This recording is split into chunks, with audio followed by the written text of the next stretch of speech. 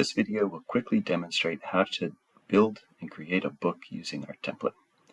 We're going to start with a GitHub account, and we'll visit the website and figure out how to find this.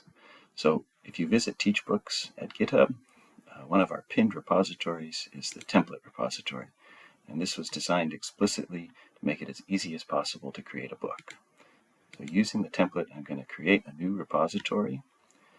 I will put it under my personal GitHub account, and in this case it's going to be called My First Book.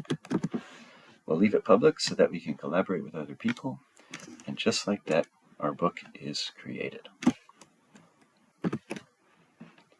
So as described in the README and in the manual, there's a few things that we need to do in order to make sure that the book is ready to be built. First, we visit the settings, and if we go to Pages, then we will want to set this to use GitHub Actions. And that's the key workflow. It's the key way that the workflow can be used to create the website automatically. If we go back here to our book, then it's usually handy to go to the settings and click this little box so that the website, the URL where the book was going to be deployed, will be ready to go. Now you can see that GitHub automatically creates a URL that uses the organization or username for who created the book, as well as the repository name in the second part, which is pretty convenient and also predictable way to figure out where your book will live. Important to notice is this little orange dot, which is actually indicating that something is already happening behind the scenes. And if we go to this Actions page, it's going to start to hint at what is going on. And you see here now a series of steps which we've created in our GitHub Actions workflow, which takes care of the process of automatically building the book, deploying it to a web server, and making it accessible on a URL on the internet. Now, as you can see, it took a couple minutes, but all of the steps are now completed here. And what we can see is that everything is green, which means it worked successfully, which is great.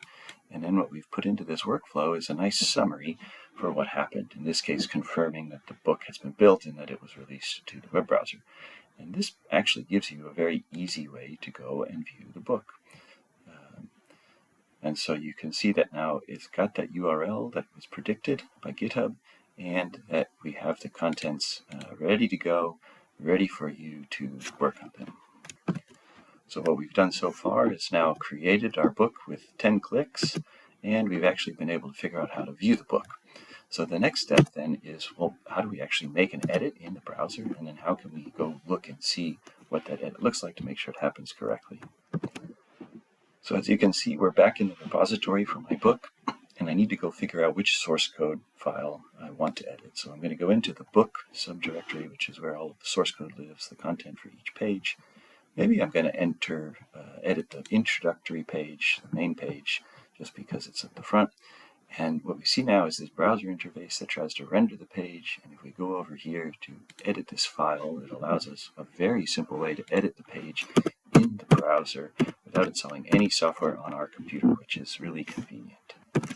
Now what I'm going to do here is make a small box that will be formatted in a very specific way once it's built into the book. It's called a tip, and you'll see what it looks like in the rendered version once I'm done. I've got a piece of text prepared in advance, and I'll show you a bit then how the markdown formatting works. So I've already copied the link of the page that I want to have here, and this is one simple way in which we can easily make hyperlinks to other pages in our book content. So once we've set up this example, then we can use GitHub's interface with Git in order to be able to confirm that this change has been made. And so what we're going to do is describe what we did. We say we're going to make a commit. Now we added a link, and in this case we'll commit directly to the main branch, but we'll talk about whether or not that's a good idea all the time later. And just like that, we've now made our change to the book page.